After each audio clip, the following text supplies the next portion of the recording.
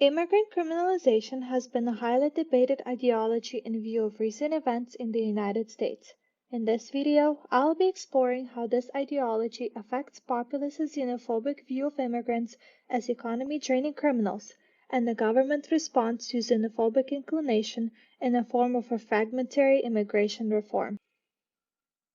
Immigrant criminalization xenophobia can be defined as an ideology which is rooted in a set of beliefs based on the premise that foreigners are criminal threats to the nation and its people. It promotes an irrational fear and hatred of immigrants and demonizes foreigners as criminals. Immigrant xenophobia has been rooted into the American tradition as a valid response for the numerous common believed facts as shown on mass media networks. Many Republican networks, alike Fox News, regularly contribute to this ideology by conducting various anti-immigration polls to show to the Americans that on average 50% of the U.S. population views immigrants in a negative way. This particular xenophobic strategy was also used by President Trump when he tried to cover up the damaging news about an administrative policy that separated immigrant families at the southern border. President Trump used the opportunity to push his agenda by inviting grieving families who lost their loved ones at the hands of illegal immigrants. As Americans would see the live coverage of the traumatic event involving immigrant crime, illegal immigrant xenophobia would be particularly damaging not only to the immigrants, but also to the general population of the United States. The resulting outcry of the xenophobic inclinations could be seen in Federation for American Immigration Reform publications, which based their opinion on a study conducted by SCAP, which suggests that illegal aliens commit crime at a much higher rate than citizens and lawful permanent residents. Upon further examination, I only found SCAP's study, which findings support illegal aliens' inclination to criminal behavior. Their findings were based only on fallaciously collected data from 10 out of 50 states, which, as they state in their summary, justifies the consistent right-wing news media coverage of the illegal criminal convictions. However, the real facts on the topic have been hidden away in the depths of paid databases from the Americans as a way to continue xenophobic propaganda. Ironically, as reported in the same study by SCAP, most Americans do not wade into complex statistical data on a regular basis. Numerous studies conducted by leading research institutes have debunked SCAP's findings.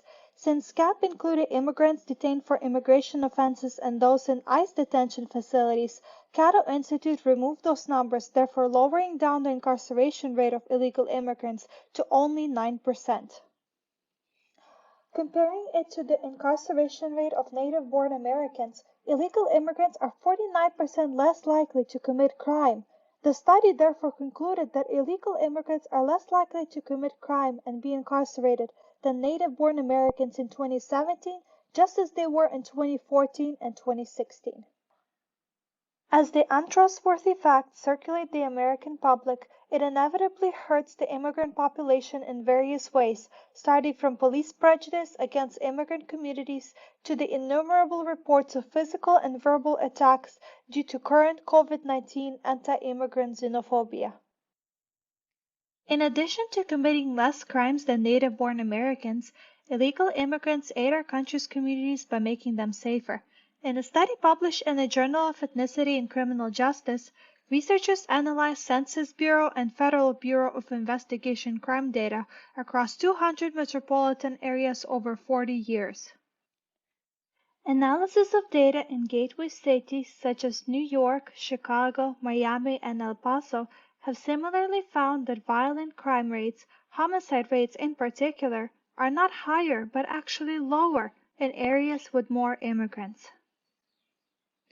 With new negative Trump immigration policies, by letting less immigrants into the country, we will raise the homicide rate of cities and endanger many more American lives. Other studies on related topics like drug-related crime have reported that no evidence links undocumented Mexican immigrants specifically to violent or drug-related crime. Similar data uniformly shows no association between immigrant population size and increased violent drug crime. Additional 2018 study on undocumented immigrant DUI-related crime debunked the ideology of drinking immigrants as they conclude that their findings significantly undermine arguments that the public is at greater risk for DUI or drug-related problems as a result of undocumented immigration. Immigrants have been long criminalized based on biased convictions of the populace. As a result, calling for a revised immigration reform remains a long-awaited hope for our nation's ideology and structure. Although it has been highly necessary for our citizens, first we need to break the xenophobic dogma around illegal immigrants as economy-draining, food stamps-dependent criminals through mass spread of sociological statistics. Senators and representatives would greatly benefit from the sociological findings of the contributions of illegal immigrants to our country to aid their decision process on the immigration reform. Specifically, our president, who is in support of negative illegal immigrant policies, would greatly benefit his own agenda not only by aiding the fact-based immigration reform, but also by changing populist views of immigrants by making correct statistical information available to the American public through the use of social media and news networks. Finally, illegal immigrants would majorly benefit from the fair immigration reform as they would be able to come into the light not as the ones who are breaking the law, but the people and citizens of our nation who have the full rights of enjoying the same liberties we all have been able to.